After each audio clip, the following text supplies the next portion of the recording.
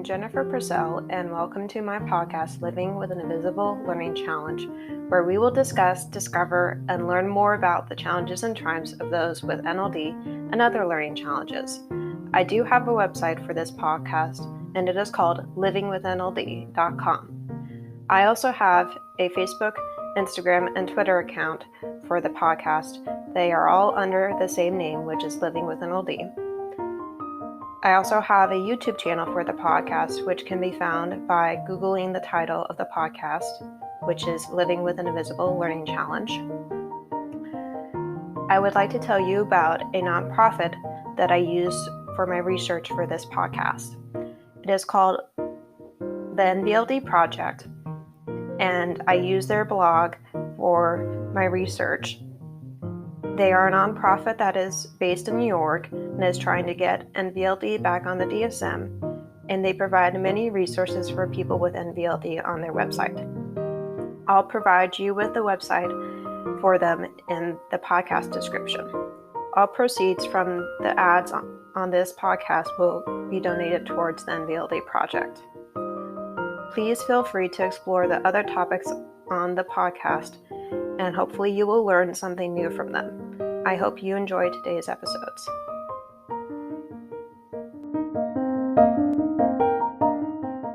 I also want to mention to you that I just launched my podcast swag on Wednesday of this week and have a page for it on my website, and I will also send you the link to it in the podcast description, and I will also send it to you in the newsletter that I usually send out on Fridays. I am now selling t-shirts, water bottles, and a backpack, and they all have the podcast logo and title on it and the tagline. So I am looking forward to watching the sales and seeing who buys them, and spreading the word more about my podcast. All right, good morning, or maybe it's a good afternoon for you, depending on when you're listening to this, or maybe even good evening. This episode, as always, is about my experiences, and I try to weave in others from fellow neurodivergents. I'm not writing this in spite of my friends or to make them feel bad. I'm writing it to help myself process what I've been going through, and to try to find out how to help myself and others process as well, to get out of the feeling more easily. I've been feeling lonely lately, and I think it's because of me putting a lot of work into my relationships constantly when I don't feel like the other person is doing the same. I wouldn't expect them to do the same amount because they're wired differently. I feel like I try to do extra work to reach out to my friends to see how they're doing, initiate the meetups most of the time, and communicate. They sometimes initiate it on their own, but I try to respect that they're busy and have different lifestyles than me as neurotypicals who are married and seem to have different challenges in life than I do. I'm not going to say fewer issues because I don't want to minimize someone else's experience, especially since I'm not them. I don't know what it's like to be living their life or in their shoes. I can understand it, but I'll never know what it's like because I'm not neurotypical. I think for my feelings also stem from growing up in an environment of having very close relationships with my extended family members, that they felt like siblings to me, but that ended once my cousin started sexually assaulting me. It also further cemented when I disclosed to my mom, and the family drama occurred of people taking sides and minimizing what happened and saying it was a she said case. Luckily, all my immediate family stood up by me and always have, but I lost the close relationships I had with my cousins and his parents. I'm bringing this up to paint a clearer picture for you as listeners of what I'm going through and have been through. I feel like I went through a lot of changes, and bombs going off quickly in my childhood that I didn't expect. It took a while to get used to it and process the feelings and emotions. I'm not sure if I ever will be done processing them. I could be wrong about this, but I'm acknowledging how I feel, and that is a good thing to be doing. But I do believe that I will have a point in my life where the triggers will be fewer and won't occur as much. I'll be able to handle them well. I know this will occur because I it has before and has lasted a while too. I think that humans go through phases in life where their past experiences affect them more than they did when they were occurring because they are letting themselves process the emotions and feelings that come with them. I know for myself, suppressed emotions and feelings for so long because I didn't know how to make sense of what was happening. Okay, enough about me. Let's go to some articles from other neurodivergents on this topic.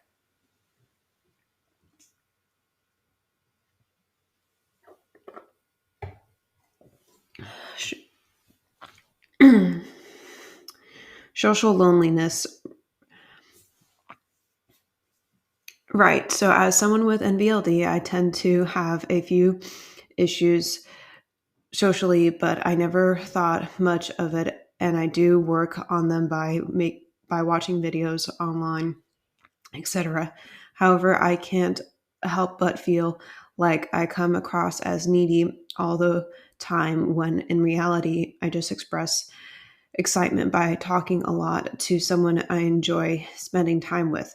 Yet this seems to only push people away from me, and I end up with severe periods of loneliness and a feeling of not belonging anywhere. Does anyone else share a similar feeling or have a specific story? More importantly, does anyone have a solution to this issue? Close quote. So for me, with that, I would say that it actually makes me think of the episode I did, I think that was last year, on ghosting and NLD, because I think for me, and maybe this is true for other neurodivergents as well, we try so hard to fit in and to um, appear normal when we're not normal. And I think that even if you're like me, where your neurodivergent diagnosis isn't very visible, you still feel like you're not really typical, you're atypical. Um, and when you try to, create a relationship and you like how it's going for a while, whether that's a friendly relationship or a romantic one, and then it changes after, let's say a few months, and you don't like how it changes and you're not sure how to have it go back to where it was, where you really did like it, and you thought it was going well, then it's like, well, at least what goes on in my mind is like, why did I first put so much effort into making it work? And I think that's challenging for me in terms of like when that happens a lot, it's like, okay, do I keep going with the ones that do work well and I haven't been ghosted in, uh, instead of making new ones, or do I just keep trying to see if I can make some new ones and maybe they'll turn out better than the other new ones did, Sometimes it's the person and how they respond to your personal things and the relationship, and that's sometimes why it ends. It's sometimes nothing you can control.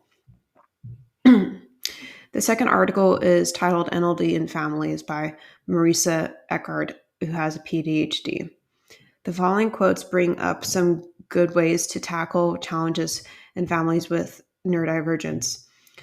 Quote, some family members may be open to education, but others are not. They're convinced that diagnoses are excuses for poor parenting, bad behavior, lack of character, or poor motivation. Any family therapist will tell you that kids with a learning difference diagnosis can become the focus for all the usual family dynamics, sibling rivalry, good child slash bad child favoritism, traditional splits and roles played out over and over. For family members that are not open to learning otherwise, my best advice is to invoke the serenity prayer. Grant me this serenity to accept what I can change, what I can't change, the courage to change what I can, and the wisdom to know the difference. If arguing is fruitless, stop trying. Simply say, I'll think about that and move on. People have their limitations. Although it may feel as if you're giving up, you're not. You're simply accepting that you can't make the situation what you want it to be. The alternative is to keep fighting the same losing battle over and over. Close quote. I definitely can relate to that article because I have had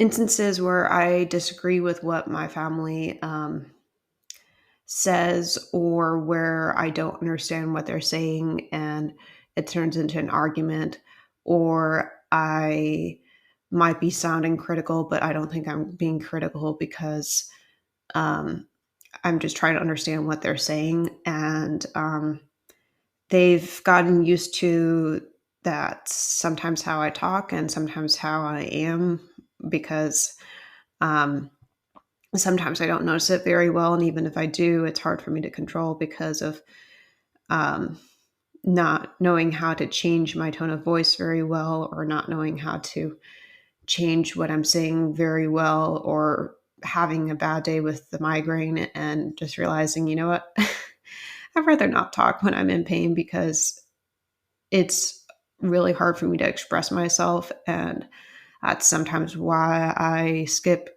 a podcast episode on Fridays because I'm in so much pain and I can't eloquently form my sentences, or even for them really not so eloquently when I'm in pain. And I am recording this when I have a migraine, but I am doing it more slowly and mindfully. So hopefully it turns out okay. Um, the inconsistent weather of raining and not raining in San Diego is not good for me. So, yeah. The last article is titled Surviving the Loneliness and Hurt of Chronic Illness by Kathy Chester. Um, it was last updated September of this year.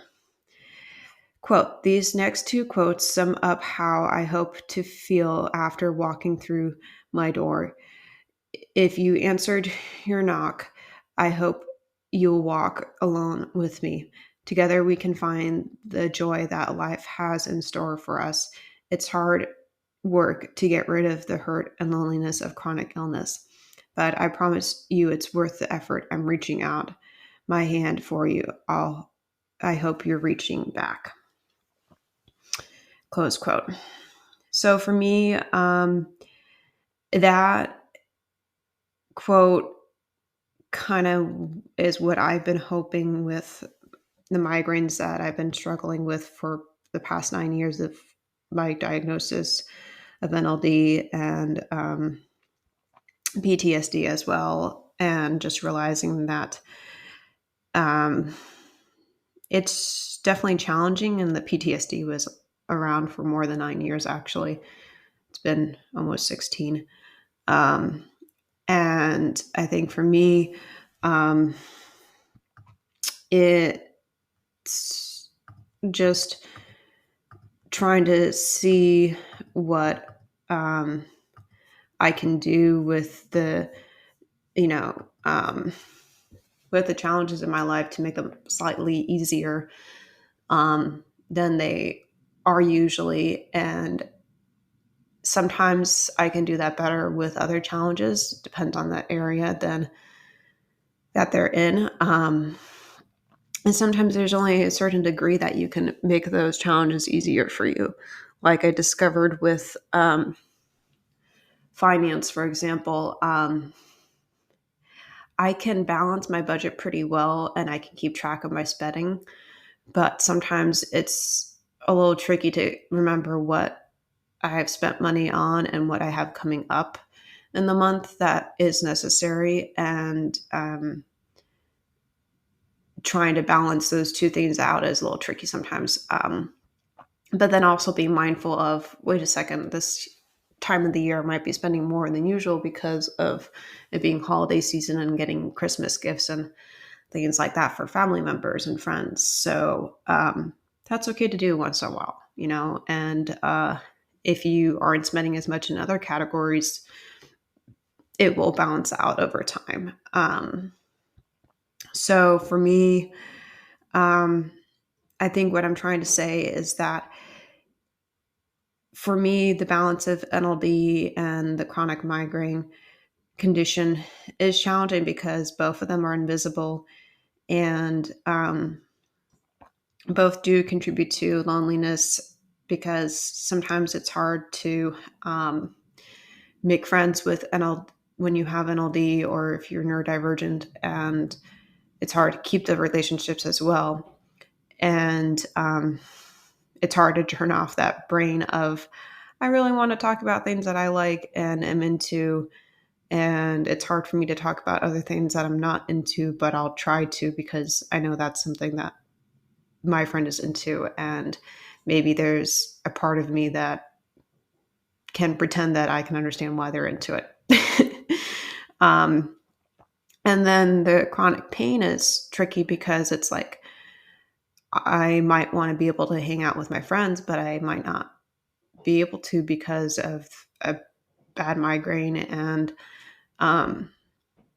just being so frustrated of trying a lot of different treatments and them not working. So my wrap up today is to stay hopeful, whether you have chronic pain or you're neurodivergent, or maybe you have both, that you can have growth and you can have success in small ways, and maybe the small ways are bigger for you than they are for most people. So I hope that you found something helpful in this episode, and I hope you are having a good holiday season, and I hope that you are being able to relax a little bit and enjoy time with family and friends. I also want to take time to let you know that this podcast is sponsored by Spotify. And if you would like to support this podcast and keep it going, you can donate through Spotify or you can donate through Patreon, which is also a sponsor for podcasts. And on Patreon, I started to put different material up there. For $5, you can get some episodes that don't have any ads to it. And for $10, you can get the same episode along with the transcript for it, at least the link to it that is on my website. And you can listen to the episode while you read along to it. And also, BetterHelp sponsors this podcast. And BetterHelp is an online therapy program that has helped millions of people get out of whatever situation that they may be in that it requires therapy, whether that's depression or anxiety, or maybe they're going through a difficult period with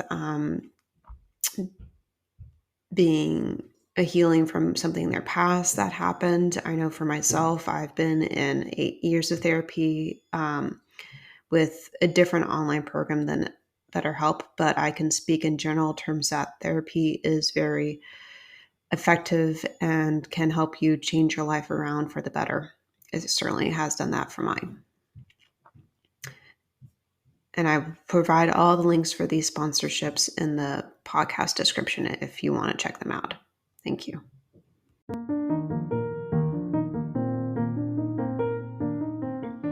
As I wrap up, there are some things I would like to share with you.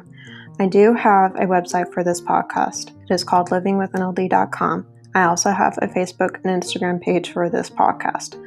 It is called Living with NLD. I will include the links for those in the description. In conclusion, I would like to hear from my audience. If you know individuals with NLD that I could interview for this podcast, please email me at livingwithnld@gmail.com. What are you interested in learning about NLD? I know I'm not an expert, but I do know I have the living experience of having it. I would like you to practice journaling about your gifts and differences. Also, see if there is a way that you can make that difference become easier for you to do than it originally was.